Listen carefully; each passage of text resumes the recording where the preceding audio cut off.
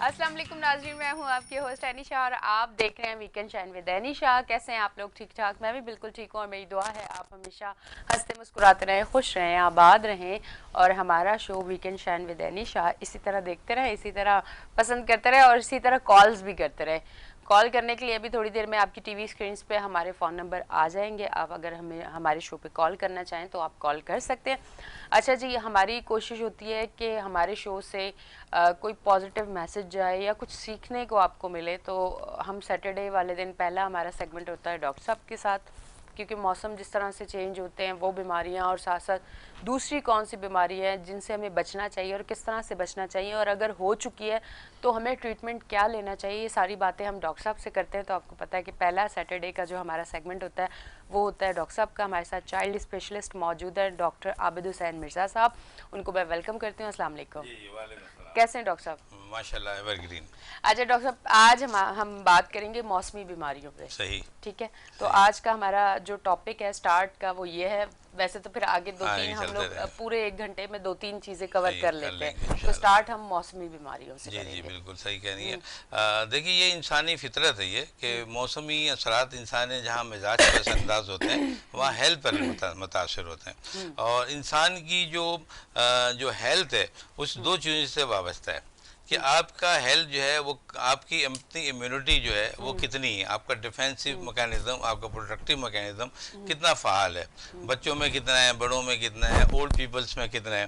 तो ग्रेजुअली हमने ये देखा कि ये जान के भी हमें बड़ी खुशी होती है कि हुकूमत इस सिलसिले में खसूसी तौर पर बच्चों के मुतालिक बड़ा काम करती है कि जिनका इम्यूनिटी इनको बढ़ाने की बनाने के लिए कुछ हमारे पर वैक्सीनेशन होती हैं, कुछ डाइट का हमें सहारा लेना पड़ता है, कुछ हमें ऐसी चीज़ें माहौल को वैसा करना पड़ता है जिससे आपकी इम्यूनिटी में इजाफा होता है। ये बड़ी इंपॉर्टेंट चीज़ है। जहाँ हमारी इम्यूनिटी कम हो गई है होती है, यूजुअली हम ये देखते हैं कि वहाँ जरासीम ज़्यादा आ जाते हैं और जब ज़्यादा जरासीम आते हैं तो हम एंटीबायोटिक का जो है इस्तेमाल ज़्यादा कर देते हैं। ये भी अच्छी बात नहीं है। एंटीबायोटिक का इस्तेमाल जो है वो मरीज़ को उसके हिसाब से करना चाहिए कि बीमारी किस लेवल की है, फिर हमें चाहिए कि हम उसको जो है एंटीबायोटिक का रोल प्ले कराएं। मगर हमने देखा है कि हमारी जो कंसल्टेंट प्रैक्टिस है उसमें हम बहुत बेतहाशा एंटीबायोटिक का रोल जो है वो इस्तेमाल कराते हैं। ये अच्छी बात नहीं होती है। बहरहाल हमें ये देखना है कि जो हमारे मौसमी असरात की आजकल की जो बीमारियाँ ये इसमें दो तीन किस्म की आती हैं। सबसे पहले हम इनको अपर रेस्पिरेटरी ट्रैक्ट, जो हमारी रेस्पिरेशन है, हमारी रेस्पिरेटरी सिस्टम जो हमारा है, हम पहले हम उसको ले लेते हैं क्योंकि सबसे ज़्यादा पहले तो हमने सांस लेनी है। सांस लेनी है। जब हम सांस लेंगे नाक के थ्रू लेंगे और यहीं पर ही कोई इंटरफेरेंस हो जाएगी, यहीं कोई प्रॉब्लम क्रिएट हो जाएगा तो यहीं से वो स्टार्ट हो जाता है। बिल्कुल सबसे पहली चीज़ है हमारी नेजल ऑब्स्ट्रक्शन। हमारे पास ये नेजल जो म्यूकोजा है हमारा, ये इसके अंदर ऐसा सिस्टम अल्लाह ताला ने दिया हुआ है, सिलरी सिस्टम ऐसा होता है कि आम छोटे मोटे जरासीम इन्फेक्शन जो होते हैं जो अंदर जाते हैं वहीं ट्रैप हो जाते हैं। अच्छा। आपके और ट्रैप हो गया, हम इसको बाहर निकाल देते हैं। जैसी सांस जाती है वैसे हम बाहर जब बाहर निकालते निकल जाते हैं। लेकिन यूजुअली हमारे ये सिस्टम डिस्टर्ब हो जाते हैं, सेलरी सिस्टम डिस्टर्ब हो जाते हैं। इसमें हमारी जो नेजल बोन है वो भी बड़े अहम रोल प्ले करती है। हाँ, अगर वो इसकी डेवलपमेंट अच्छी है, स्टेट है, कोई ट्रामा नहीं है, कोई इंजरीज नहीं हुई, तो हमारी जो हम जो एयर ले रहे हैं, जो इंस्पायरेशन हमारे पास हो रही है वो डायरेक्ट नाक के थ्रू, और जब वो सिल्लियाँ मौजूद है उससे वो सिल्ली फिल्टर हो जाती है वो एयर, और साफ हवा हमारे बॉडी के अंदर पहुंचती है। देखिए कितना अजीब बात है, बाहर कितनी भी पॉल्यूशन होती है, बाहर बाज़ औक़ात हम देखते हैं कि हमारा वहाँ से गुजर रहे होते हैं और हमें अंदर से हल्का सा झटका लगा, खांसी का कफ हुआ और उसके बाद हम रीसेट हो गए। ये सब कुछ क्या है? ये कुदरती सिस्टम था कि हमारा यहीं से प्रोटेक्टिव मैकेनिज्म कुदरत ने शुरू कर दिया था। हम अब यहाँ सेलरी सिस्टम होगी, रेस्पिरेशन में हमारे पास आ गई। वो तरीका ये होता है कि जो भी एयर पॉल्यूशन की चीज़ है, इन्फेक्टेड बैक्टीरिया यहीं ट्रैप हो जाते हैं और यहाँ से वो आगे नहीं बढ़ते। जब तक आगे नहीं बढ़ेंगे, जब तक आपका ये मैकेनिज्म जो रूट पैसेज आपका डिस्टर्ब नहीं होगा, एनाटॉमिकली डिस्टर्ब हो जाएगा, कोई इसमें वेरिएशंस आ जाएंगी, सैलरी कहीं पर जो है ग्रोथ उनकी कम हो जाएगी, सैलरी डैमेज हो जाएंगे आपके सैलरी, जो यहाँ के जो हेयर लाइक स्ट्रक्चर्स होते हैं जो प्रोटेक्शन का रोल प्ले करते हैं, फिल्ट्रेशन का रोल प्ले करते हैं, वो डैमेजेस हो जाते हैं तो डायरेक्ट अंदर चली जाएगी आपके। तो हमने देखा कि ये चीज़ें जो साइनस से शुरू होती हैं वो साइनोसाइटिस कहलाता है, आईटी यानी इन्फ्लेमेशन हो जाता है। सबसे पहले ये चीज़ हमारी पहले तो जो है वो समझ लीजिए कि फिजियोलॉजिकल होता है कि इतने ज़्यादा प्रोडक्शन नहीं हुआ, आपने दिए थोड़े बहुत रुपए, 1-2 दिन में खुद ही सही हो गए, समझना। वो उनका सेल मैकेनिज्म बड़ा स्ट्रांग होता है। फिर उसके बाद हम देखते हैं कि जब हम तवज्जो हमने नहीं दी है, हम डॉक्टरों के पास नहीं गए, हम सोच रहे हैं कि चलो ये हमारा खुद ही ठीक हो जाएगा, तो फिर वो ऐसा होता है कि ऑब्स्ट्रक्शन शुरू हो जाती है। जहाँ भी ऑब्स्ट्रक्शन आएगी समझ लीजिए कि स्टेसिस होगा, रुकावट खड़ी हो जाएगी। वो जो फ्लूड है, फ्लू जो हमारे जर्म्स हैं, हमारे जर्म्स भी देखिए ना, वायरस भी हैं, बैक्टीरिया भी हैं, फंगल भी हैं, वो जब अंदर पहुंचते हैं और वो एक जगह ट्रैप होते हैं तो वो फिर वो मल्टीप्लिकेशन उनकी शुरू हो जाती है। यही से नाक से ही और गले से ही हमारी बीमारियाँ शुरू हो जाती हैं। बहुत सी बीमारियाँ हमारी गले नाक की बीमारी हैं, जितने भी साइनस के फ्लू हैं, साइनोसाइटिस हैं, नेजल की हैं, फिर गले में चले गए, फिर थ्रोट इन्फेक्शन आ जाता है। थ्रोट में आपके 2 चीज़ें आती हैं, फेरिक्स आ गया, फेरेंजाइटिस हो गया, एक टॉन्सिल आ गया, टॉन्सिलाइटिस हो गया, उसी से कम्युनिकेट कर गया, कान हो गया, समझना, तो एरी का कान का दर्द शुरू हो जाता है, ओटाइटिस मीडिया हो जाता है अंदर से, क्योंकि इनकी कम्युनिकेशन होती है हमारी ना। इसी तरह नाक के साइनोसाइटिस की, कौन साइनस की बहुत प्रॉब्लम है, समझना, बड़े ऑपरेशन है, सर्जरी होती है, नाक रुक जाती है, सांस का मसला हो जाता है। फिर उसके बाद जो हमारी चेस्ट में जाती है। अच्छा। जैसे ही हमने देखा इन्फेक्शन हमारा स्प्रेड किया, चेस्ट की तरफ पहुंचा, वहाँ भी डिवीजन हो जाती है बैक्टीरिया की, बैक्टीरिया, फंगल, वायरसेस, ये सब आ जाता है। एलर्जिक, उसमें सबसे चीज़ें एलर्जिक आ जाती है। एलर्जिक जब वो बॉडी के अंदर पहुंचती है, चेस्ट में पहुंच जाती है, लंग्स में पहुंच जाती है, अब वो एक समझ लो कि वो एक परमानेंट था, एक डैमेज कर देती है आपके सेल को। अच्छा। एलर्जन ऐसे पैदा हो जाते हैं जो आपके अंदर उस वक्त तक, जब तक कि एंटीबॉडी उसके खिलाफ इस्तेमाल ना हो जाए, एंटी एलर्जन आप जो है इस्तेमाल आप नहीं कर लेंगे, वो आपकी सिक्रीशन बढ़ाएंगी, आपकी सांस में रुकावट कर देंगी। जैसी सांस में रुकावट बढ़ेगी, आप समझेंगे जैसे खुदा ना खास्ता अस्थमा हो गया, इसको दमा का बीमारी हो गई। जबकि दमा जो है एक मर्द है, मतलब उसमें ये होता है कि मुसलसल नहीं होगा। आपके एलर्जन आपने हटा दिए, आपने एलर्जन को आपने प्रिवेंट कर दिया, आपके अस्थमा खत्म हो गई, समझे ना। तो ये बॉडी के सिस्टम भी होते हैं, इम्यून सिस्टम में, और ये आपके जो बाहर से एलर्जन है वो भी सिस्टम हो जाते हैं ये। तो हमें बहुत सी चीज़ों का एहतियात करना चाहिए। हमें एलर्जन जो है वो उनके, अब फर्ज कर लें हम जा रहे हैं, कोई डस्ट आ गई, हम डस्ट से पता कर डस्ट में एलर्जन मौजूद है।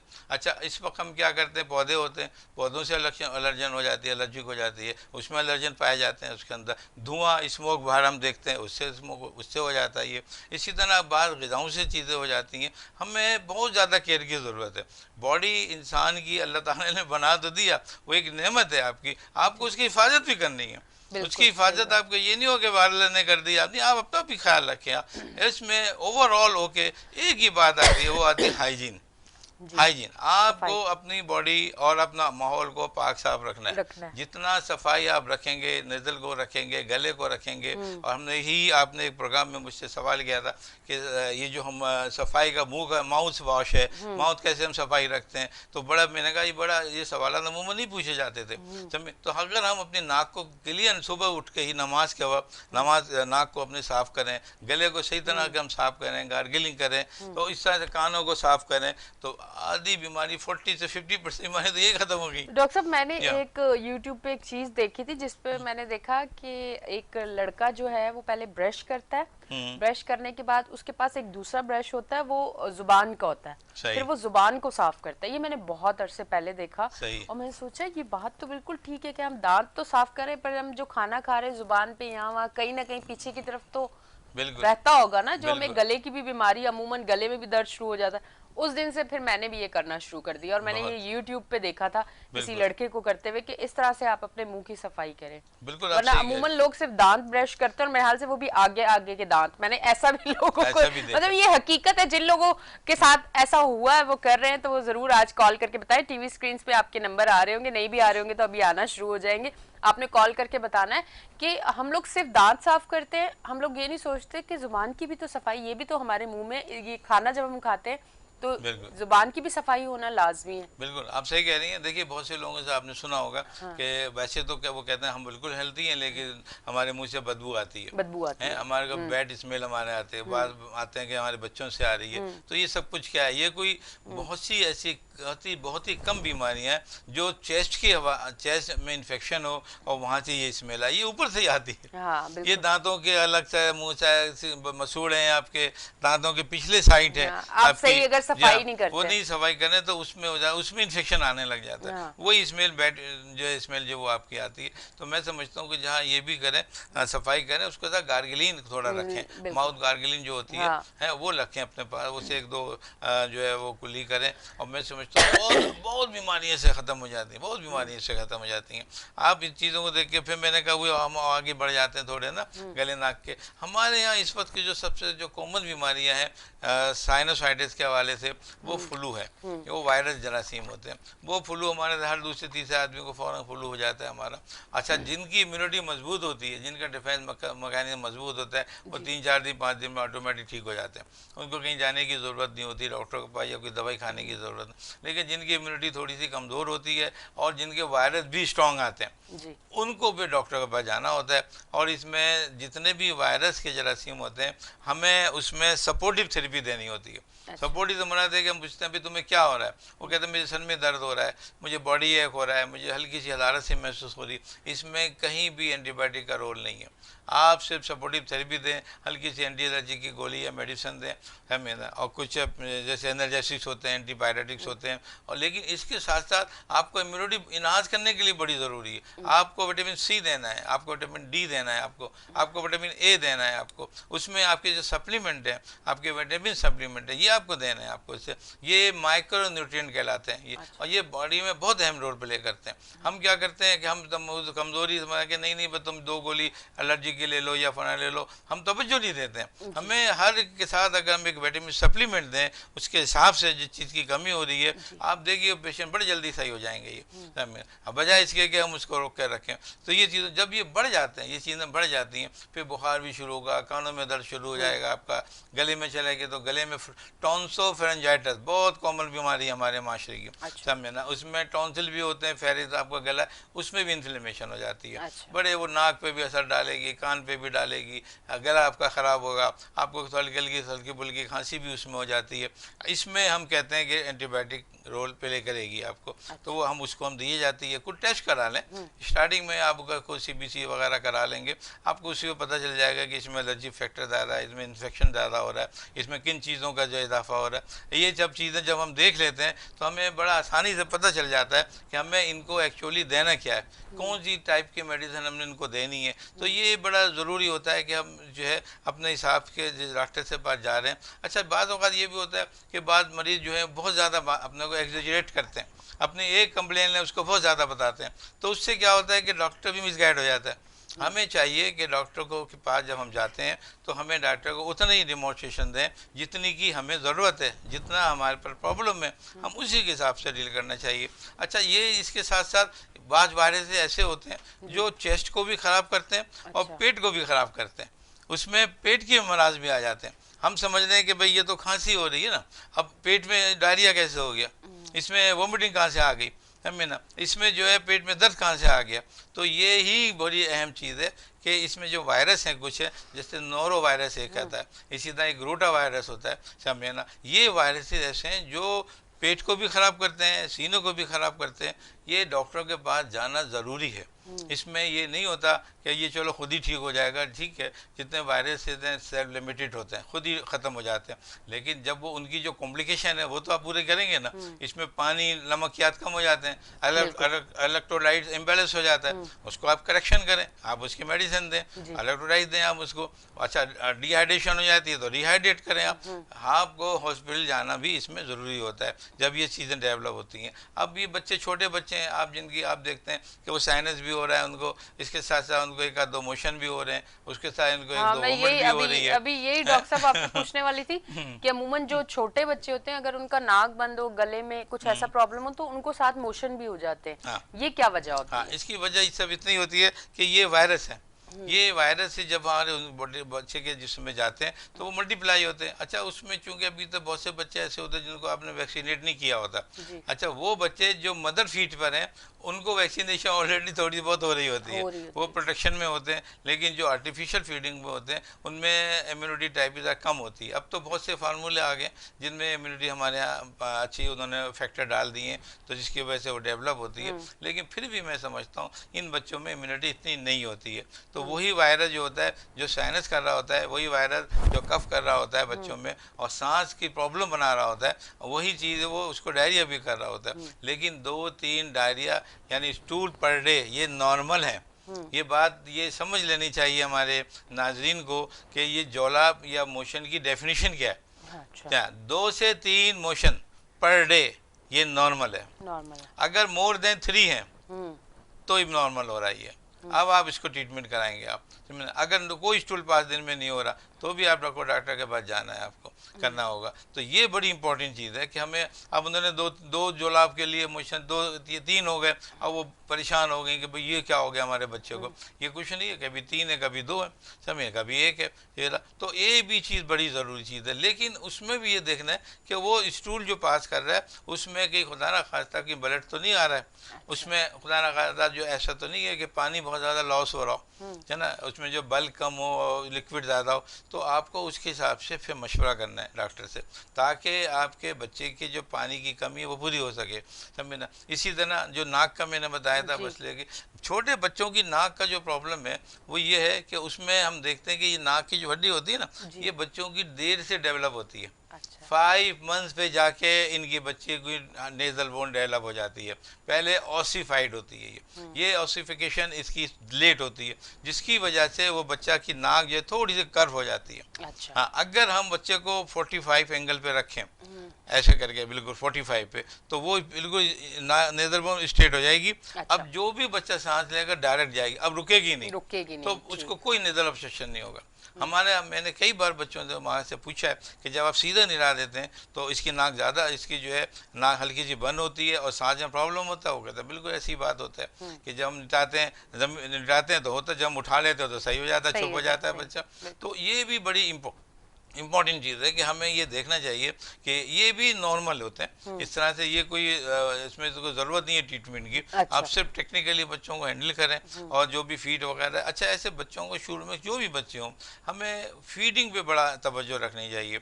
ये क्या होता है कि हम दूध पिलाना शुरू कर दिया माओ ने तो मुसलसल पिला रहे हैं और बच्चे हाँ बिल्कुल पिलाए चले जा रहे हैं। उसके बाद उसने बच्चे ने जो ऑब्स्ट्रक्ट किया, रोका, उसने मिटा दिया, फिर पिला ही नहीं रहे उसे, फिर वो बच्चा रोना शुरू करता है।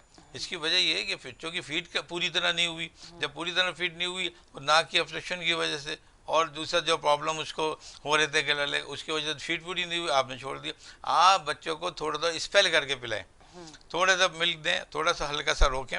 उसमें क्या होगा कि उसकी सांस बहाल होगी, वो एडजस्ट हो रहा है, फिर बच्चों को पिलाएं।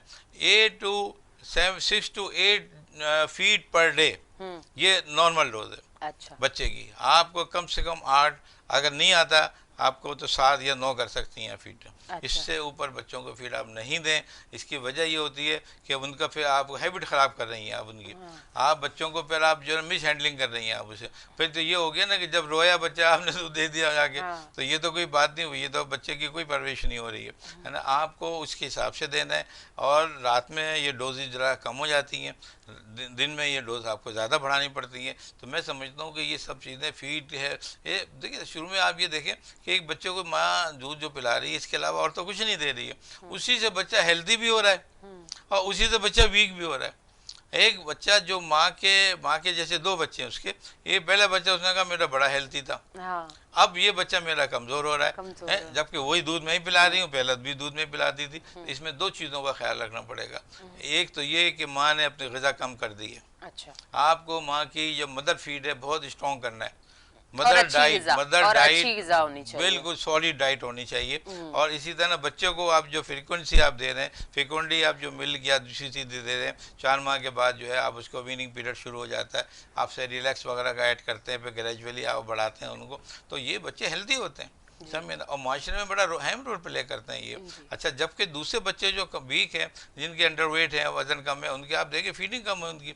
अच्छा, जब फीड कम हो रही है उनकी, तो उनकी जो सिस्टम है उनके वो डिस्टर्ब हो रहे हैं। आप आपका एक फ्रिक्वेंटली चेकअप जो है डॉक्टर के पास बच्चों को ले जाना बड़ा जरूरी है, समझे ना जी। आप इसका जैसे बेबी होता है, अच्छा आप डॉक्टर, 0-1 बच्चों उस को पर क्या ट्रीटमेंट बड़ों को भी करें। ले जाना लाजमी बहुत है, लाजमी। जरूरी है ये भी। आप हम लोगों बिल्कुल क्या सही कह बच्चों रही को तो फिर हैं। ले जाते हैं, पर बड़ों को जैसे कोई अगर बुजुर्ग भी हो गया है तो वो कहते हैं चलो ठीक है, अब तो इतनी उम्र गुजर गई है, अब तो खांसी भी होगी, अब तो तकलीफ भी होगी, अब जोड़ों में भी दर्द होगा, तो वो हम उम्र के साथ बीमारियों को जोड़ देते हैं। बिल्कुल आप सही कह हालांकि रही हैं। ऐसा नहीं होना चाहिए। बिल्कुल नहीं होना चाहिए। जब आप बुजुर्ग होते हैं, आपके जिस्म में कमी होती है हर चीज की, क्योंकि उस तरह से वो एक जवानी में कहते हैं ना, हर चीज खाते हो आपके ब्लड भी बन रहा है, सारी चीज हो रही है, फिर हर चीज स्लो होगी तो फिर तकलीफें पैदा होंगी, और फिर तो आपको डॉक्टर के पास जाना चाहिए ताकि आप उन वीकनेस से बच सके। मैं सही कह रही हूँ डॉक्टर साहब? आप बिल्कुल सही कह रही हैं। डॉक्टर साहब, मैं आधी डॉक्टर बनने वाली हूँ। आप बिल्कुल सही कह रही हैं। असल में हम इखलाकियात के उसूल भूल जाते हैं। इखलाकियात के उसूल ये है कि अगर घर में बच्चा है तो उसका जहाँ ग़िज़ा दी जा रही है वहाँ आपका चेकअप भी डॉक्टर के पास ज़रूरी है। इसी तरह जो ओल्ड एज के लोग हैं, आपको पता है कि कुरान में मौजूद है, जो ओल्ड एज लोग हैं, कुरान में है कि हम जैसे तो उम्र बढ़ती है, हम बड़े उम्र के लोगों को बच्चे की तरह बना देते हैं। बिल्कुल, ये कुरान में। तो आपको बड़े लोगों को ही बच्चों की तरह डील करना है। बिल्कुल वही उनकी ग़िज़ा कम हो जाएगी, वही तवज्जो, वही चिड़चिड़ा मिजाज होना, बाज़ औक़ात तंग हो जाना, परेशान हो जाना, ये सब चीज़ें पाई जाती हैं। तो हमें चाहिए कि हम बुजुर्गों को भी वही दर्जा दें जैसा वो बचपन में जो है वो आपको रखा। अब जैसे बचपन में नरम ग़िज़ा बच्चे को दी जाती, मुंह में दांत नहीं है, तो आप देखें बुजुर्ग जब हो जाते हैं तो उनके मुंह में दांत नहीं होते, हमें उनको भी नरम ग़िज़ा देनी चाहिए। तो बिल्कुल बच्चों की तरह ट्रीट करना चाहिए बुजुर्गों को, इसी तरह होते हैं। अच्छा, ये भी देखी गई बात है, जो बच्चे या जो वालिदैन और या जो बच्चे अपने वालिदैन का, बुजुर्ग वालिदैन का एहतराम करते हैं, ख्याल करते हैं, तो उनका अपना ये नहीं वो किसी पे एहसान कर रहे हैं, बल्कि यही लोग इनके जब ये बूढ़े होंगे तो इनके बच्चे इनका ख्याल रखेंगे। ये कुरान में मौजूद है, ये सब चीज़ें हमारी मौजूद है। तो हमें चाहिए कि हमें बड़ा अपडेट होना चाहिए। जब में हम बिल्कुल नेग्लिजेंस का शिकार हो जाते हैं कि हमें देखना नहीं है कि बच्चों को बार बार नहीं ले जा सकते हॉस्पिटल में, या बड़ों को हम नहीं दिखा सकते, या उनकी डाइट मजीद कम कर दी जाती है, समझे ना। तो ये एक अजीब सिस्टम है। मैं समझता हूँ बेसिक डाइट और उनका डिफेंस मैकेनिज्म और उनके साथ उनकी साइकोलॉजिकली उनके साथ डील करना, बैठना उठना, बात करना, बच्चे के साथ भी खेलना होता है, बड़ों के साथ भी बैठना होता है। तो ये सब वो बातें हैं जिससे हम ना सिर्फ अपने बच्चों और बड़ों को हम हेल्दी बना सकते हैं, बीमारियों से भी वो दूर होंगे और माशरे में भी फ़ाल किरदार अदा करेंगे। बिल्कुल। अच्छा डॉक्टर साहब, अब हम गैस्ट्रो की तरफ आते हैं। गैस्ट्रो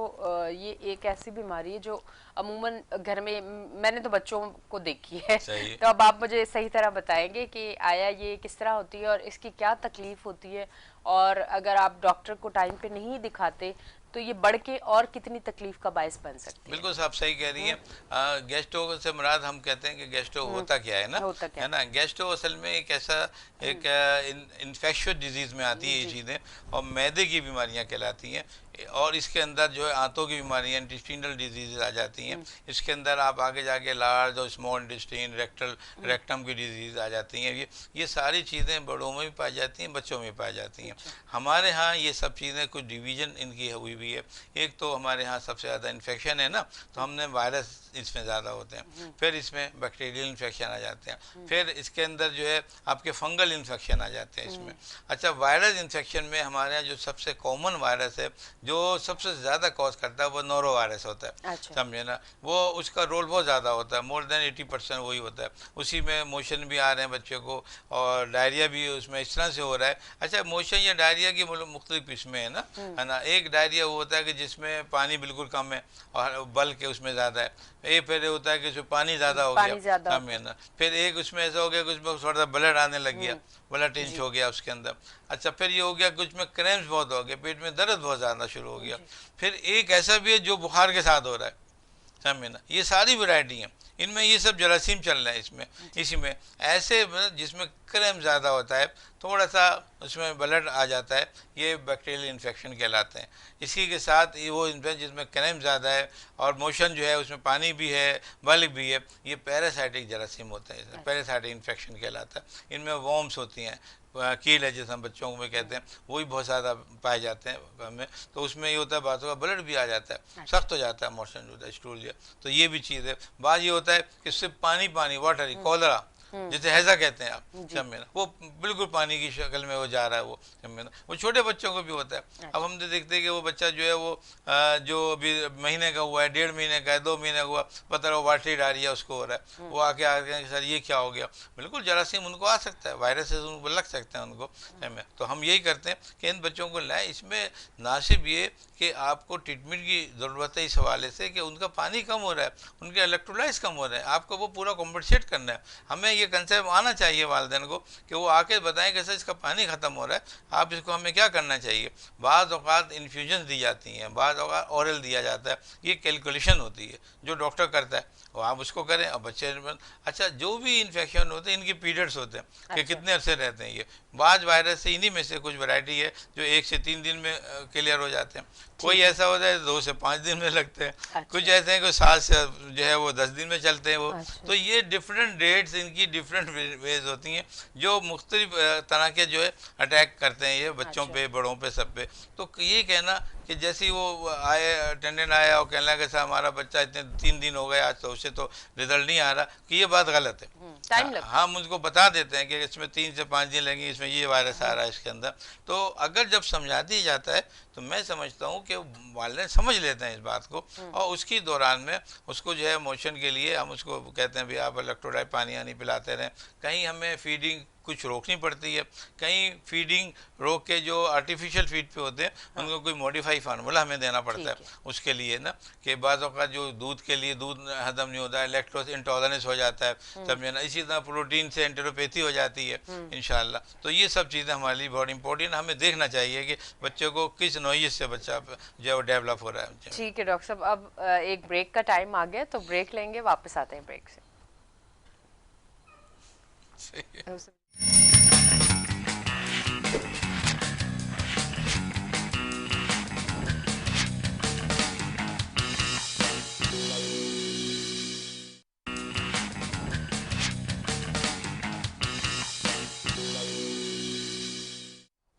वेलकम बैक जी नाजरीन, हम ब्रेक से वापस आ चुके हैं और आप देख रहे हैं हमारा शो वीकेंड शाइन विद एनीशा। अच्छा डॉक्टर साहब, मैं एक सवाल ज़रा टॉपिक से हट के करती हूँ। मुझे बताइए, ये जो हम कलर पहनते हैं अलग अलग किस्म के, कभी ब्लैक, कभी रेड, कभी वाइट, कभी येलो, तो क्या इससे हमारी शख्सियत भी चेंज होती है, हमारे मिजाज भी चेंज होते हैं? कलर का मतलब हमारी शख्सियत पे और हमारे मिजाज पे असर पड़ता है? थोड़ा सा मैंने कहा टॉपिक से हट के भी आज डॉक्टर साहब से मैं कुछ पूछ लूँ। दोनों बातें मैं आपको बता देता हूँ कि ये बहुत ज़्यादा जो है इंसानी शख्सियत पे इन्फ्लुएंस करता है। हमारे मज़हब में भी ये बात है, यानी इस्लाम भी इस बात को तरजीह देता है कि कुछ कलर की इस्लाम तरजीह देता है। मिसाल के तौर पर हमारे रसूल सल्लल्लाहु अलैहि वसल्लम ऑरेंज कलर पहना करते थे। ऑरेंज कलर आपकी शख्सियत पे सबसे ज़्यादा असर इस्लामिक हिसाब से ऑरेंज कलर का है। यहाँ तक कि कहते हैं कि जूता जो आप शूज़ पहन रहे हैं वो भी ऑरेंज कलर की पहने आप। अच्छा। ये इस्लाम है हमारा। अच्छा, जितने भी लोग कहते हैं, एक हमारे जो है समझने के मज़हब के हिसाब से बड़ा एक अहम है कि जो ब्लैक शूज़ पहनते हैं मज़हब, वैसे तो देखिए ब्लैक इंटरनेशनल कलर है, बिल्कुल, लेकिन जो ब्लैक जो पहनते हैं उनकी सेहत है बिल्कुल मुतमईन नहीं होते, उनका मिजाज डिस्टर्ब हो जाता है ब्लैक से, समझे ना। और उनको कुछ बीमारियां हो जाती हैं, दांतों की बीमारियां हो जाती हैं उनको। यानी देखिए कितनी अजीब सी बात है। और जब ये अप्लाई, और ये बात पता नहीं क्या बात है कि हकीकत है ये कि ये मेरे साथ हो चुका है। अच्छा। जब भी मैं कोई ब्लैक शूज़ पहनता हूँ कुछ ही दिन में मैं बीमार होने लगता हूँ, पता अजीब सुस्ती शुरू हो जाएगी, ये क्या हो रहा है। ब्लैक, हालांकि शूज़ की बात कर रहा हूँ, देखिए ब्लैक जो कपड़े अगर आप देते हैं और पहनते हैं तो वो वैसे तो देखिए हमारे रसूलुल्लाह सल्लल्लाहु अलैहि वसल्लम में ऑरेंज का क्या है, लेकिन ब्लैक को वो तकद्दुस हासिल है जो किसी भी कलर को हासिल नहीं है। इसलिए कि हमारे रसूल सल्लल्लाहु अलैहि वसल्लम की जो चादर थी, कमली कहते हैं जिसे हम लोग, वो ब्लैक कलर की थी। जब मेरा खाने काबा का गिलाफ ब्लैक कलर का है, समझे ना। तो ब्लैक कलर सबसे इंटरनेशनल है और आपके मिजाज की पर्सनैलिटी को उभारता है, खूबसूरत बनाता है। इसकी वजह क्या है? ये गम की अलामत है। ब्लैक कलर गम की अलामत है। जब भी आप ब्लैक कलर को देखेंगे बैठेंगे, आपका दिल तो खुश होगा, लेकिन कुछ चीज़ें याद आएंगी आपको। आपको हो सकता है कि किसी को कोई बहुत ज़्यादा हो तो करबला याद आ जाए आपको, कोई चीज़ याद हो तो रसूल सल्लम की कमली याद आ जाए। आप ब्लैक कलर पहनेंगे, आपको खाने का खिलाफ याद आ जाए। जब ये चीज़ें होंगी तो लाजवाब उनसे मंसूब होंगे, तो आप अच्छे काम करेंगे, अच्छे कलमात करेंगे। तो कलर बहुत जो है बहुत अच्छा असर करता है। और ये भी कहा गया है कि एक हमारे इमाम हैं, उनका भी कौल था कि जब वो नमाज़ पढ़ा करते थे तो खूबसूरत कपड़े पहन के नमाज़ पढ़ते थे। इसकी वजह ये, जब किसी ने पूछा कि आप ये खूबसूरत कपड़े और खुशबू लगा रहे हो, नमाज़ पढ़ रहे हैं, भले वो रात की तहज्जुद पढ़ रहे हो, तो आपने कहा कि अब मैं अल्लाह से बातें करने जा रहा हूँ। क्या बात है, सुभान तो मैं अपने अल्लाह से बात करूँगा तो ऐसे ही कपड़े पहन के जाऊँगा, वो भी तो देखेगा कि मैं कैसा, मेरी शख्सियत कैसी है। तो बड़ा मतलब हर तरह से, मतलब आपकी बात से एक बड़ा अच्छा मैसेज भी चला गया कि जब आप अल्लाह को सजदा करें तो तैयार होके साफ सुथरे अच्छे कपड़े पहन के, और जो एक अल्कोहल होती है और एक नॉन अल्कोहल होती है, वो खुशबू लगा के आप प्रॉपर तैयार होके नमाज पढ़े। क्योंकि अमूमन लोगों का ये होता है कि हमने कहीं बाहर जाना है तो नए कपड़े भी पहनने हैं, साफ कपड़े भी पहनने हैं, नहाना भी, सब कुछ। पर हम जब सजदा कर रहे थे, जो सुबह से कपड़े पहने हुए थे, वजू किया और खड़े हो गए, नहीं। आपने जब अल्लाह को सजदा करना है ना, तो तब आपने सही तैयार होकर जाना, ताकि आपकी बातें होती हैं, समझे ना। अल्लाह में देखिए एक बड़ा मशहूर है कि जब आप चाहते हैं कि अल्लाह से बातें करें, समझे ना, तो आप नमाज पढ़ते हैं। आप जब नमाज पढ़े, अल्लाह से आपसे गुफ्तगू हो रही है। लेकिन जब आप चाहते हैं कि अल्लाह आपसे बात करे, तो आप कुरान पढ़ते हैं।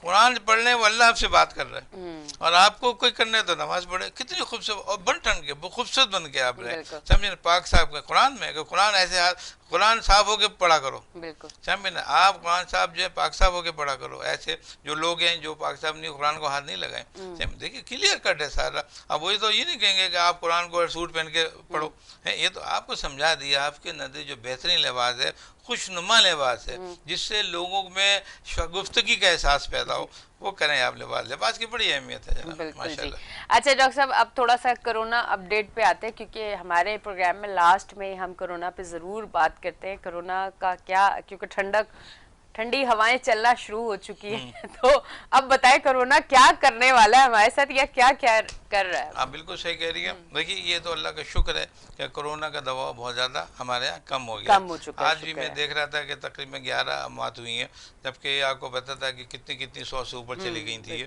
तो ये करम है हमारे मुल्क का। बाकी मुल्कों में तो तकरीबन ख़त्म ही हो गया ये। और अब तमाम चीज़ें, पाबंदियाँ इसकी ख़त्म कर दी गई हैं। अच्छा, अब ये वैक्सीन के ऊपर तवज्जो दी जा रही है।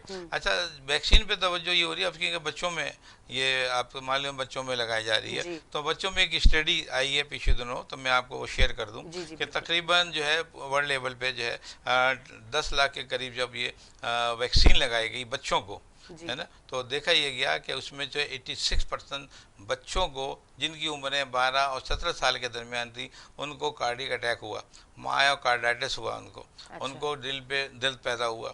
और उसमें से कुछ लोगों को एडमिट भी किया गया, 4% को एडमिट किया गया, लेकिन इनमें से कोई भी डेथ नहीं हुई। जिनकी डेथ हुई थी वो बाद में क्लेम किया उन्होंने, लेकिन उस पर कोई रिसर्च नहीं हुई। तो इसमें ये चीज़ें हो रही थी। 13% उसमें से लड़कियां थी, फीमेल थी बच्चियां, जिनको कार्डियक का पेन हुआ। तो ये स्टडी जैसे जैसे आ रही है, तो ये मैंने आपको शेयर किया। अब कल की न्यूज़ है 5 तारीख की कि बरतानिया ने इसकी एक टैबलेट निकाली है। टैबलेट आ गई है, पाकिस्तान में भी आप आने वाली है। ये एक मर्क कंपनी है, मल्टीनेशनल, उसने एक टैबलेट कोरोना के हवाले से जो है वो मार्केटिंग की है उसके लिए।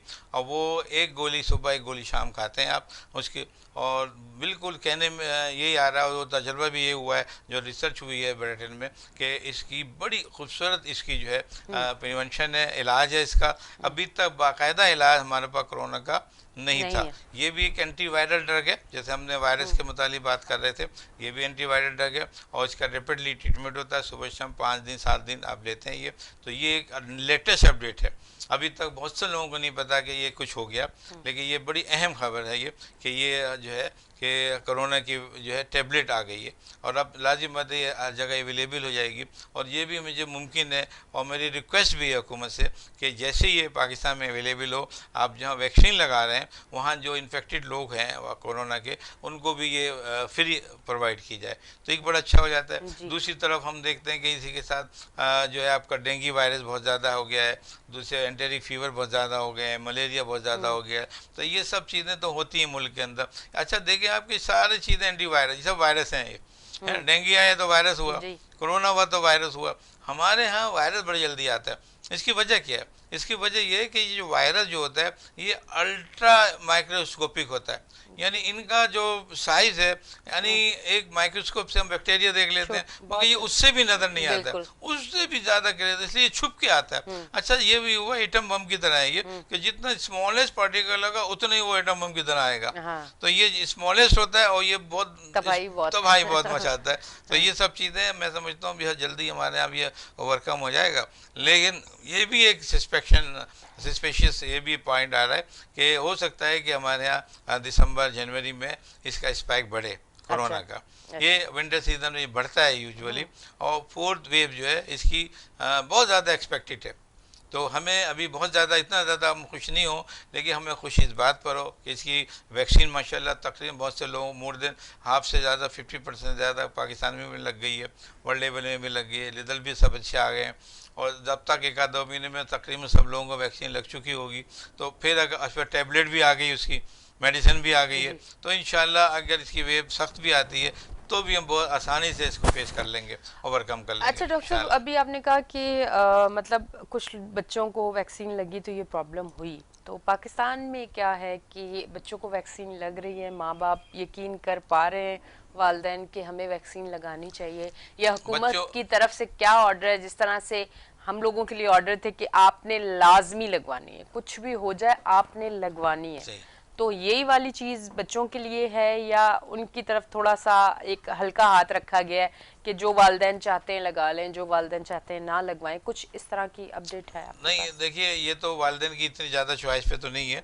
अच्छा। ये हुकूमत की अपनी चॉइस है और ये वैक्सीन का बड़ी अच्छा काम हो रहा है। अब इन्होंने, मैंने बहुत शुरू में शायद याद हो हमने ये किया था कि हमें वैक्सीन उनके अपनी सतह पे जाके पहुँचाना है। अगर मैंने कहा था कि अगर ऑफिस है तो ऑफिस में लगाएं, अच्छे स्कूल है तो स्कूलों में लगाएं, ये बात हमने करी थी और अब वही हो रहा है कि अब बच्चों के लिए वैक्सीन स्कूलों में पहुँच गई है, अब बच्चों को स्कूलों में लगाया जा रहा है। देखिए इन्होंने एक प्लस पॉइंट अच्छा किया ये कि उसके साथ जो है और वैक्सीन, दूसरी वैक्सीन जो होती है, जैसे पहले होती थी MMR, चला उसमें होता था कि मीजल हो गया, मम्स और रूबेला। रूबेला जो है एक समझ ले कि एक खसरा टाइप की एक बीमारी है, रूबेला मीजल जैसे की होती है, इसमें जॉन्डिस हो जाता है ना, ये बड़ों को भी होता है ये, है ना। तो MMR, तो अब हो गया MR। तो एक दफा शायद आपने ये पूछा था कि ये इंजेक्शन किस चीज के लग रहे हैं। जी जी बिल्कुल, मैंने पूछा था आपसे, बिल्कुल है ना।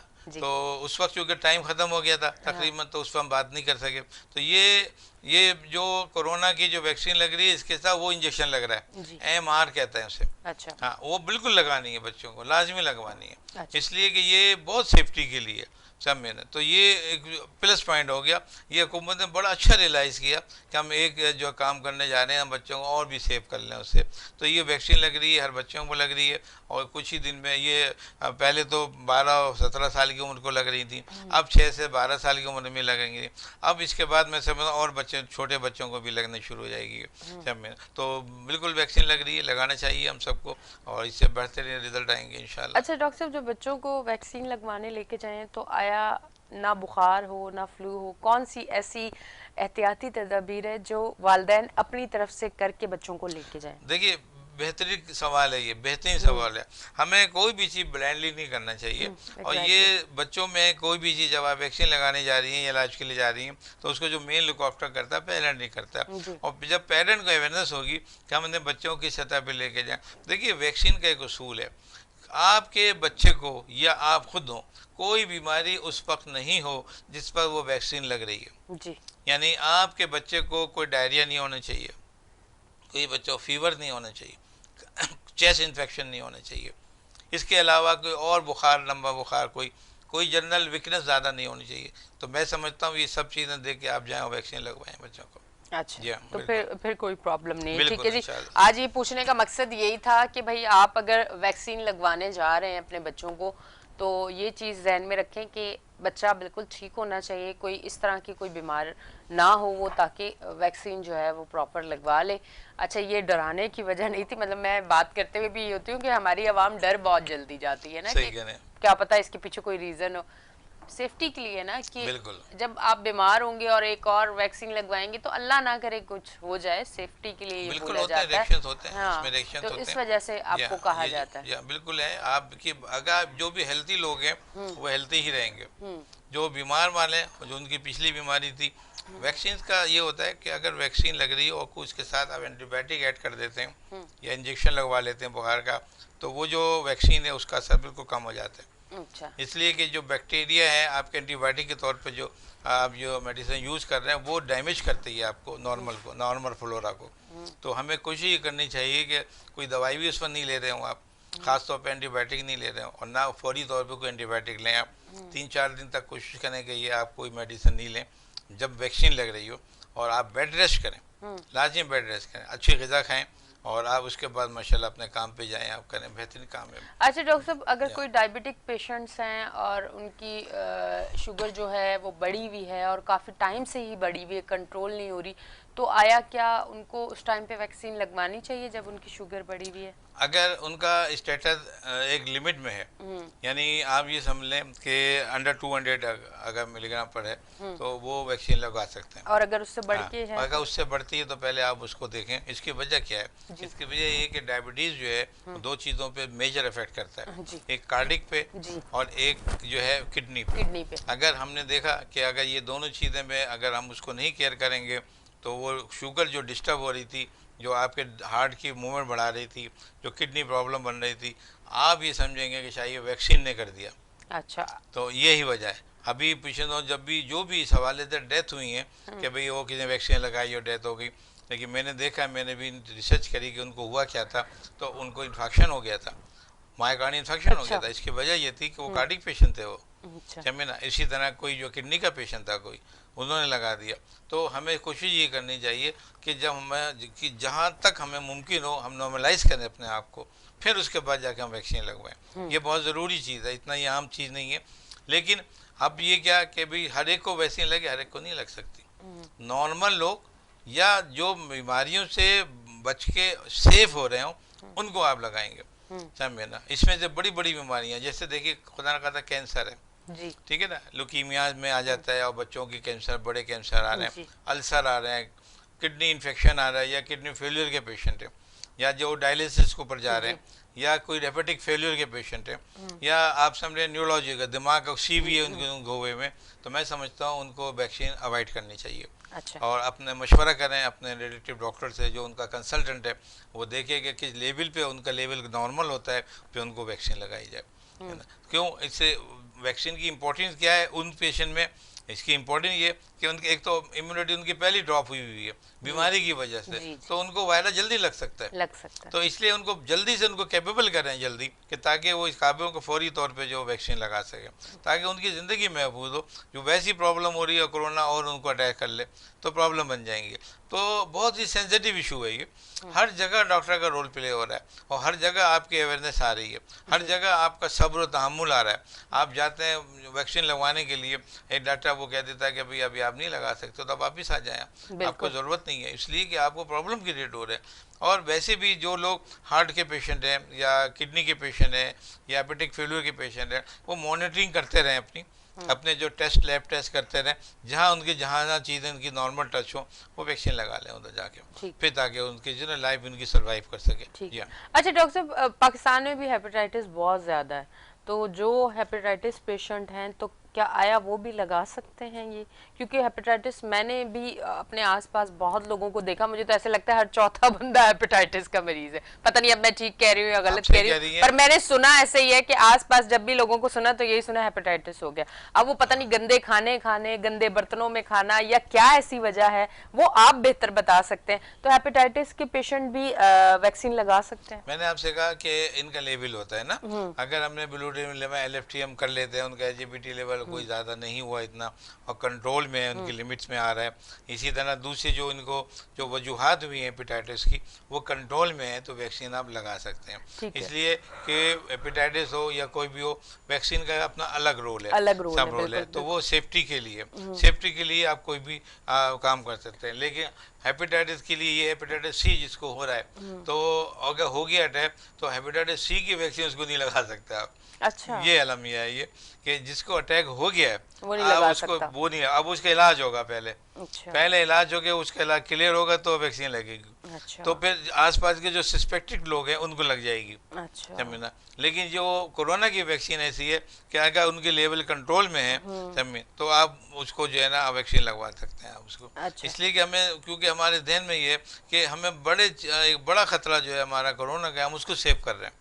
तो उसमें जो छोटे छोटे खतरात हैं हम उसको इग्नोर कर देते हैं, है ना। लेकिन ऐसा नहीं है कि हेपेटिक फेलियर में जा रहा है एक पेशेंट, हेपेटाइटिस उसका पेट भी बढ़ गया, पानी भी उसमें एक्साइटिस डेवलप हुआ है, हेपेटोमेगाली हो रही है, तिल्ली बढ़ी हुई है, आप उसको वैक्सीन लगाने लग जाएं, तो ऐसा कुछ नहीं है, नहीं हो सकता ऐसा। जब तक कि ये चीज़ें क्लियर नहीं होंगी आप कोई भी वैक्सीन नहीं लगा सकते। और बल्कि कोई वैक्सीन क्या, आप बहुत सी मेडिसिन भी नहीं दे सकते। अच्छा। वो लिमिटेड आप उसको मेडिसिन देंगे जो आपके ट्रीटमेंट के हवाले से आपके डॉक्टर ने सजेस्ट की है, इसके अलावा उनको नहीं कर सकते आप ये। तो वैक्सीन के बड़े रूल्स हैं, प्रिकॉशंस हैं, अगर उनके हिसाब से लगाई जाएगी तो मैं समझता हूँ बिल्कुल बेहतर है। अभी ये एक रिक्वेस्ट मैं हुकूमत से भी ये कर रहा हूँ कि जो बच्चे स्कूलों में वैक्सीन लगवा रहे हैं, तो मेरी रिक्वेस्ट ये है कि वहाँ डॉक्टरों को बाकायदा बिठाएं। उनके डॉक्टर, उनके स्कूलों के जो प्रिंसिपल्स हैं, जो जिम्मेदार, उनको कहें कि बाकायदा अपना एक डॉक्टर हायर करें आप, और उन बच्चों का वहीं पहले चेकअप करें। जी, और उसके बाद यानी 2 रूम बनाए कि अब यहाँ या डॉक्टरों ने चेक किया बिल्कुल नॉर्मल है, वैक्सीन लगवा दी, नहीं है यहाँ करके उसका ट्रीटमेंट लिखा, बेटा ये बाद में होगा।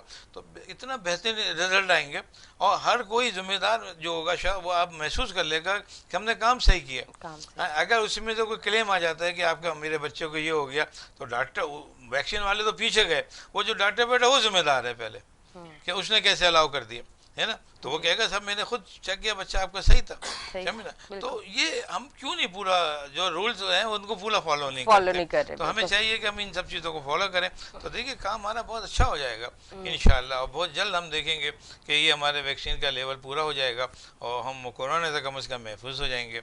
और इसी तरह हमारी दुआ है कि डेंगू की जो वैक्सीन आई थी फिर उसको विड्रॉ किया गया, अब उसको वापस इंशाल्लाह रिसर्च करके लाई जा रही है, तो इंशाल्लाह उससे भी जो वैक्सीन आएंगी हम आपको सेव करेंगी, समझना। जिसकी वैक्सीन नहीं आएगी समझ लो उसके अटैक हो गया, इलाज करो, है ना, तो उसमें डेथ का रेशो बढ़ जाता है। तो इसलिए हमें चाहिए कि हमें वैक्सीन पे अमल करें, और अमीर और हुकूमत को भी चाहिए कि इनकी वैक्सीन पे ज़्यादा जोर दे आने पे। जी जी डॉक्टर साहब बहुत बहुत शुक्रिया, आप शो में तशरीफ़ लेके आए। सेगमेंट का टाइम खत्म हो चुका है। अच्छा जी नाजरीन, अभी हम 11 बजे तक आपके साथ हैं, पर अब हम लेंगे एक छोटी सी ब्रेक और आते हैं ब्रेक से वापस।